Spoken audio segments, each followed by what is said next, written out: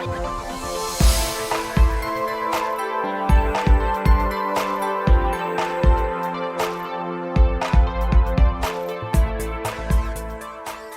welcome to Flooring Models Kit View Time. Today we got Zvezda's new 1/72 scale MI-24A, which, let's face it, is the granddaddy of all attack helicopters. And I know I'm a Huey fan as well and all the rest of it, but as far as I'm concerned, when you're going to stick this type of weaponry onto this type of helicopter, it's a proper gunship. Anyway, beautiful little bit of kit art. I think the A version was really overlooked. Obviously everyone thinks of the D with the sort of twin hump type, the modern looking Hind if you like, but actually the A version with all that glass around the front, as you can see it just down in there like that. And obviously I'm assuming, judging by the back art, it's something around about Afghanistan time, things in there. But again, as we can see, all the bits on there, we can see some of the blunts right the way around this guy. So your kit number is 7273.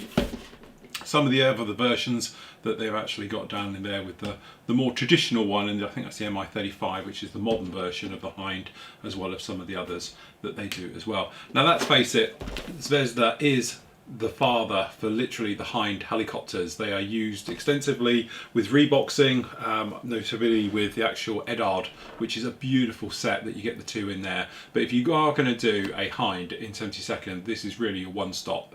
It's got more detail than any other Hind in any other scale. So from that point of view, it is a gorgeous, gorgeous kit. And as we can see, we've got some of the parts down in there like that. So into the box, which is still sealed as always. I haven't looked in here.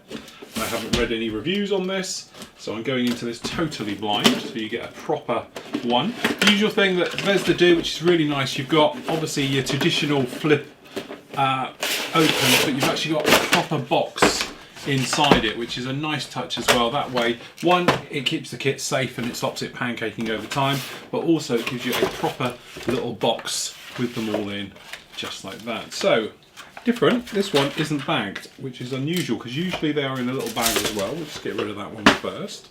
Again, 72nd scale, so it's small on scale, big on detail. Okay, so we've got your traditional type of chart down here. So unusually we're starting off with the actual marking placements and everything else like that.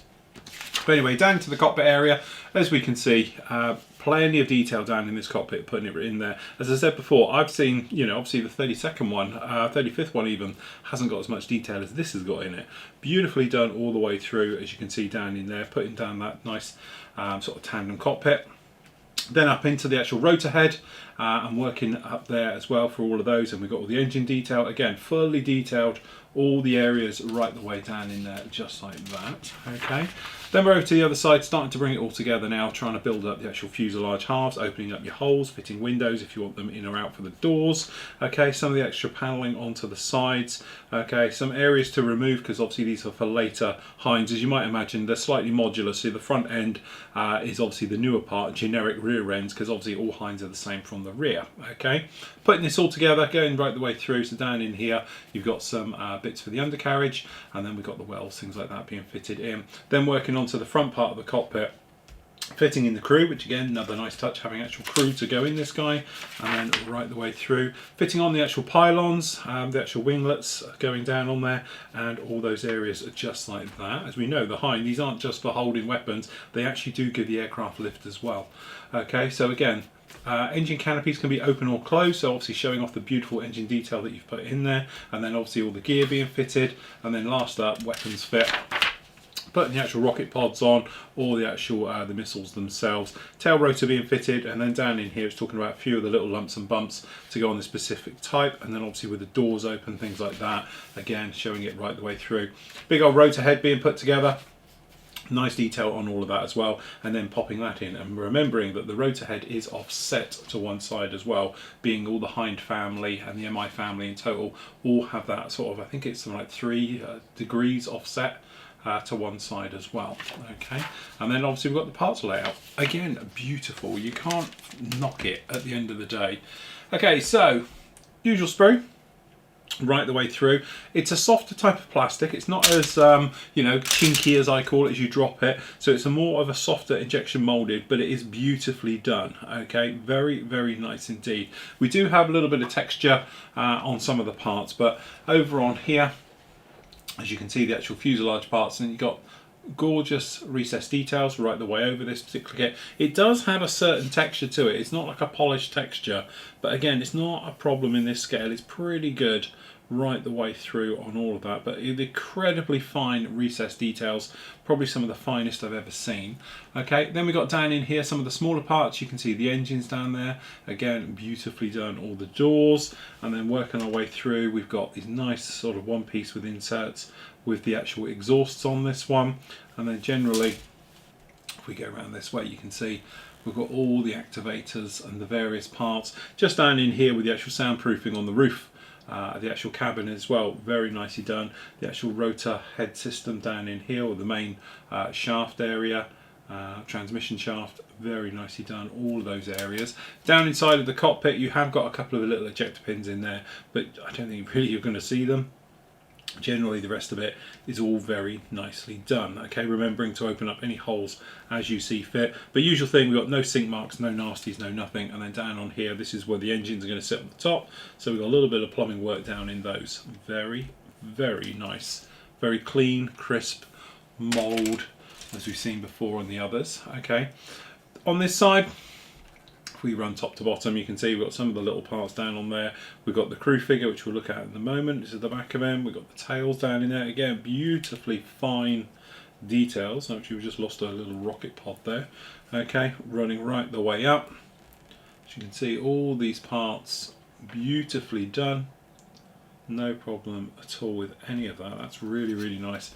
And there's the other side of that fuselage. Again, beautifully done. The recess detailing is very fine. In fact, probably some of the finest I've ever seen. This will give Edard's Spitfire a run for its money. Beautifully done. The crew actually doesn't look too bad at all, does it? They don't look too bad at all. I thought they were going to be a little bit more blocky. Again, nice to see we've got offset heads looking in different ways, things like that in there, so you don't have to go through. But generally, all of these parts on the blind side down in here, as you can see, really very nice. We haven't got any ejector pins in anywhere where we like door covers, things like that, where we don't want them either, so that's all very nice indeed. And just down here for the actual, I think it's the APU inlet, beautifully done, very nice indeed. Gorgeous. Okay, some of the other parts. So we've got a little bit of sag molded in. You might notice as you catch this one, you can see that these are sagged rotors. Okay, so that's really nice. Again, fully recessed details on all of these, very nicely done, as you can see down in there. Great detail on the rotor head, all of these areas, the tail, things like that. Again, really nice. Over here we got some of the stuff. We're on the blind side actually at the moment, and it's still as gorgeous as ever. If we flip it over to the right side, you can see very nice details on all of these parts.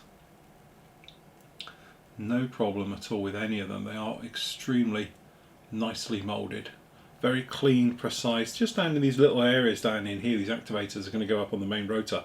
Beautifully done, very nice indeed. Okay, this is probably a change sprue because it's got the part specific for this particular kit. So we've got the different nose sort of section down in here. Again, beautifully recessed details on all of that, very nicely done. And then generally looking around, you can see got the rocket pods, the panels, things like that. Very nicely done on all of these parts. Incredibly nice moulding. It really is very nice moulding. Considering it's such a small kit like this, the actual detail that they've put into it, it's absolutely stunning. As I said before, this will give any other kit in any other scale a real run for its money. They are very nicely done indeed. Actually, I really like that. And it looks like down in here we've got a seated crew member for down in the back being the engineer and gunner. Very nice indeed. So, looking at the clear parts. Again, straight off the bat they look a little bit yellowy just here, but when you get them on the cutting mat they never look it, but trust me, they have got a slight little, maybe a little tint.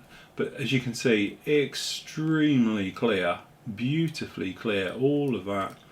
No problem with any of those at all. They are very nice. And then down on here we've got the windows. Beautifully done, very nicely done as well. incredibly clear. They are very, very nice indeed. Let me just pop that rocket pod down in there. And we just slip this in. So there we go. That is Zvezda's still legendary Hind kits. At the end of the day, if you are into 72nd scale, the Zvezda line of kits are some of the best I've ever seen. Incredibly detailed, especially when you think in 76. You always think of sort of 76, 72nd scale as being something of, you know, the sort of poor man's kit, the starter kit. No way. These are as good as I said, and probably surpass even my giant 135th Hind that I've got over there. There's far much more detail straight out of the kit, with all the details in here that are actually aftermarket stuff if you wanted to put those on for something over there. But if you are looking for any type of Russian helicopter, think Zvezda in 72nd, because they are absolutely stunning. Hold the bus, hold on, we forgot. Decals. I couldn't find them anywhere. I found them actually in the box. A little bit weird how they've done them. Okay, I have to say, a little bit disappointing on the decals. They do look a bit like sort of 1980s decals, but they're slightly faded, which in some ways is going to work well, but they're not as bright and as nice as perhaps you'd like to see. Perhaps the little weak spot on this is these decals. Now, I'm not sure if it's because they have been kicking around in the wrong side of the box for some time. As I say, I found them crushed in the bottom of the box. But yeah, they're there, they're practical, they're all in place. But I say, I don't know, perhaps you might want to pop down the aftermarket route on that one, because they are a little bit, okay. But say, they were tucked down in here, not in here. That's why I couldn't find them when I found this as well. It's only when I was going through it or thinking there's no decals. Anyway, there we go. That is Zvezda's 172nd MI-24A.